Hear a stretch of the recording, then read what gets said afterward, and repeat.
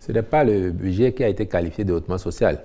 C'est le second mandat lui-même qui a été projeté déjà pour être hautement social. Et à l'évidence, de notre point de vue, nous y sommes. Même si les angles d'appréciation ne permettent pas toujours à tout le monde de se rendre compte que quand on fait des routes partout dans les villes, comme à l'intérieur du pays, il y a une portée sociale. Quand on améliore l'accès à l'eau potable, l'accès à l'électricité, l'accès aux soins de santé, qu'il y a du social.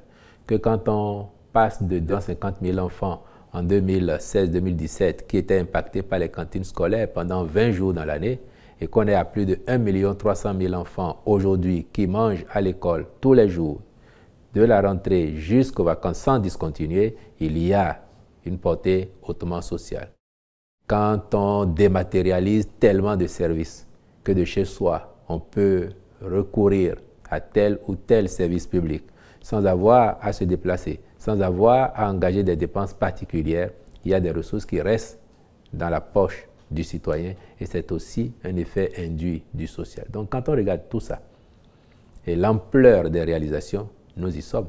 2025 n'échappe pas à la règle et en projection immédiate, 2026 n'y échappe pas puisque vous avez noté que dans ce budget, 42% seront consacrés aux dépenses à sensibilité sociale, c'est-à-dire ce qui touche directement les affaires sociales, mais ce qui touche aussi les investissements qui ont un impact sur le social.